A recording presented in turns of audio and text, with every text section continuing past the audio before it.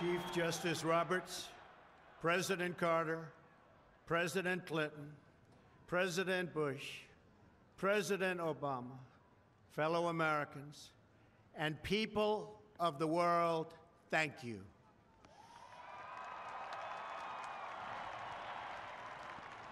We, the citizens of America, are now joined in a great national effort to rebuild our country and restore its promise for all of our people.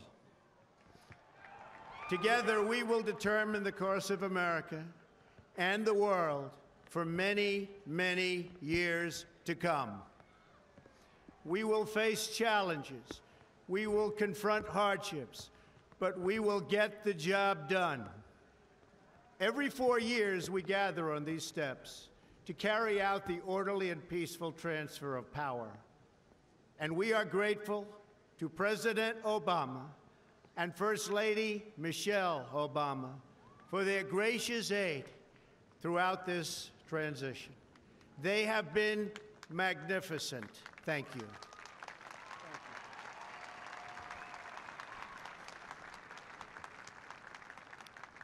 Today's ceremony, however, has very special meaning, because today we are not merely transferring power from one administration to another or from one party to another, but we are transferring power from Washington, D.C., and giving it back to you, the people.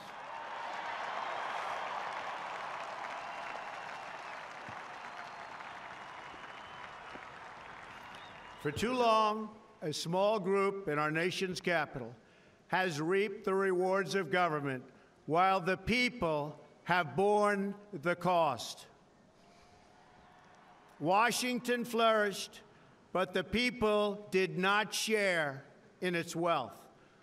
Politicians prospered, but the jobs left and the factories closed. The establishment protected itself, but not the citizens of our country. Their victories have not been your victories. Their triumphs have not been your triumphs. And while they celebrated in our nation's capital, there was little to celebrate for struggling families all across our land.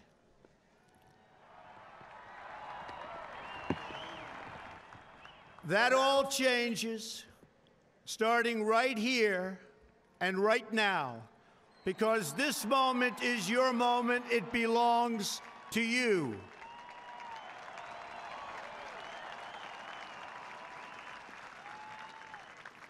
It belongs to everyone gathered here today and everyone watching all across America. This is your day.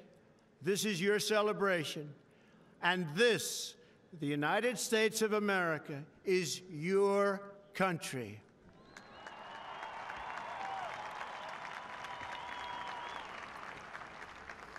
What truly matters is not which party controls our government, but whether our government is controlled by the people. January 20th, 2017 will be remembered as the day the people became the rulers of this nation again.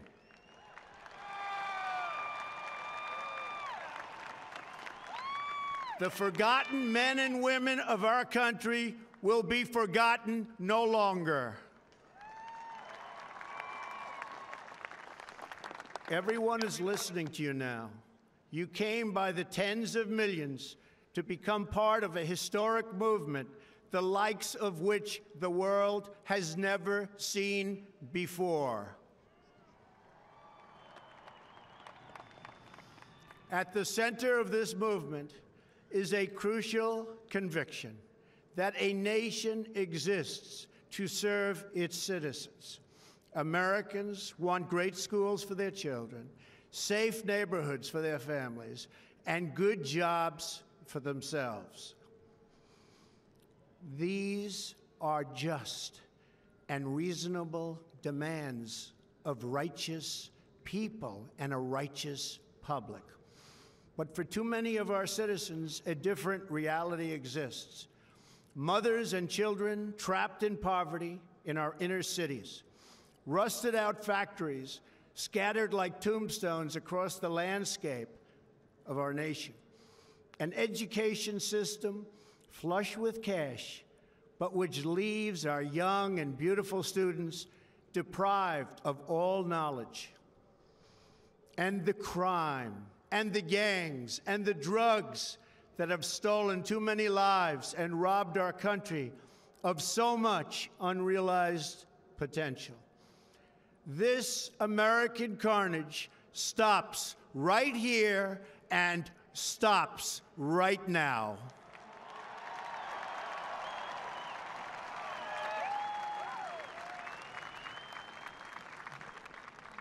We are one nation, and their pain is our pain.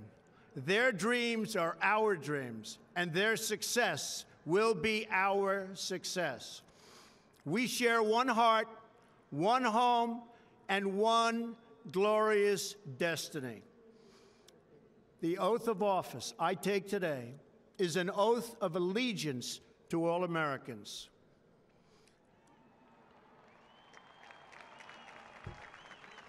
For many decades, we've enriched foreign industry at the expense of American industry, subsidized the armies of other countries while allowing for the very sad depletion of our military. We've defended other nations' borders while refusing to defend our own.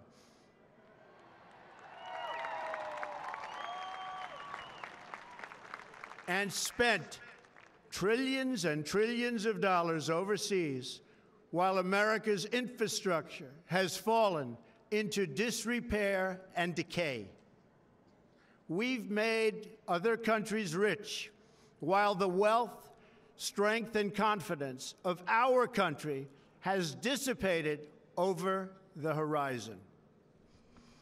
One by one, the factories shuttered and left our shores, with not even a thought about the millions and millions of American workers that were left behind. The wealth of our middle class has been ripped from their homes and then redistributed all across the world. But that is the past, and now we are looking only to the future.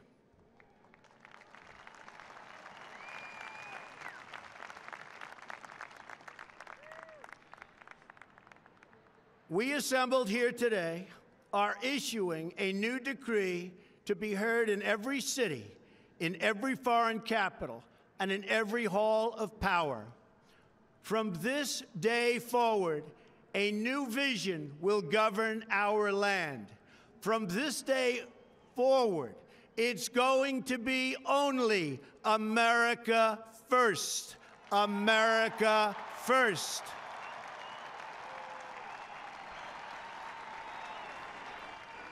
Every decision on trade, on taxes, on immigration, on foreign affairs will be made to benefit American workers and American families.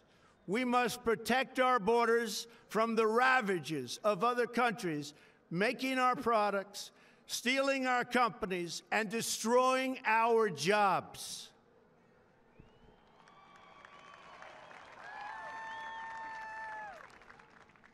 Protection will lead to great prosperity and strength. I will fight for you with every breath in my body, and I will never, ever let you down.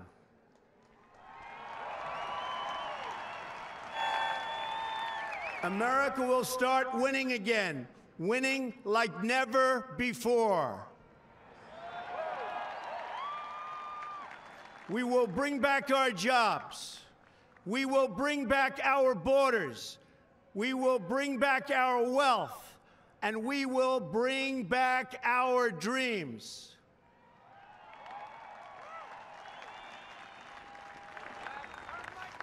We will build new roads and highways and bridges and airports and tunnels and railways all across our wonderful nation. We will get our people off of welfare and back to work, rebuilding our country with American hands and American labor.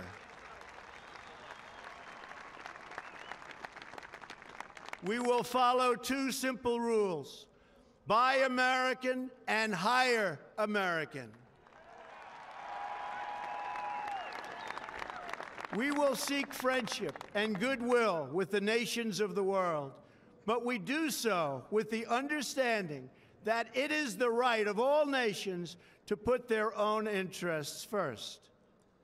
We do not seek to impose our way of life on anyone, but rather to let it shine as an example. We will shine for everyone to follow. We will reinforce old alliances and form new ones and unite the civilized world against radical Islamic terrorism, which we will eradicate completely from the face of the earth.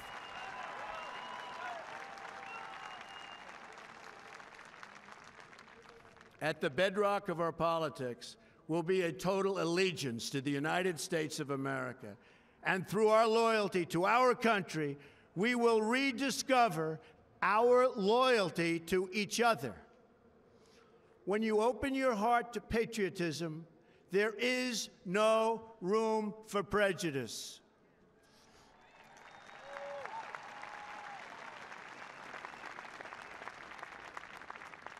The Bible tells us how good and pleasant it is when God's people live together in unity. We must speak our minds openly, debate our disagreements honestly, but always pursue solidarity. When America is united, America is totally unstoppable.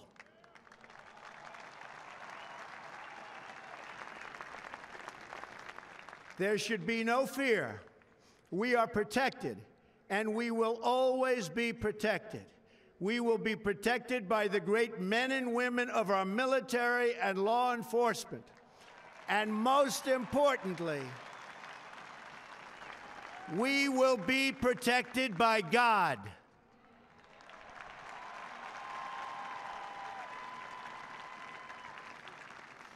Finally, we must think big and dream even bigger. In America, we understand that a nation is only living as long as it is striving. We will no longer accept politicians who are all talk and no action, constantly complaining but never doing anything about it.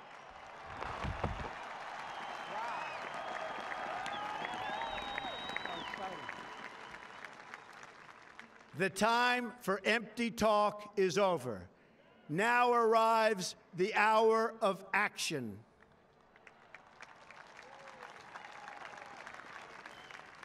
Do not allow anyone to tell you that it cannot be done. No challenge can match the heart and fight and spirit of America. We will not fail. Our country will thrive and prosper again. We stand at the birth of a new millennium, ready to unlock the mysteries of space, to free the earth from the miseries of disease, and to harness the energies, industries, and technologies of tomorrow. A new national pride will stir our souls, lift our sights, and heal our divisions. It's time to remember that old wisdom our soldiers will never forget, that whether we are black or brown or white, we all bleed the same red blood of patriots.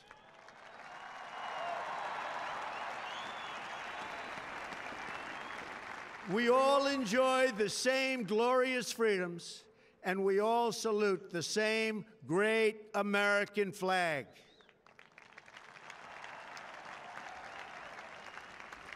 And whether a child is born in the urban sprawl of Detroit or the windswept plains of Nebraska.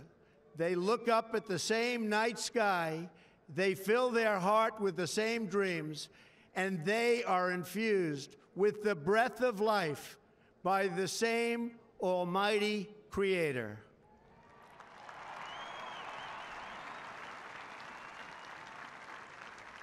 So to all Americans in every city, near and far, small and large, from mountain to mountain, from ocean to ocean, hear these words: you will never be ignored again.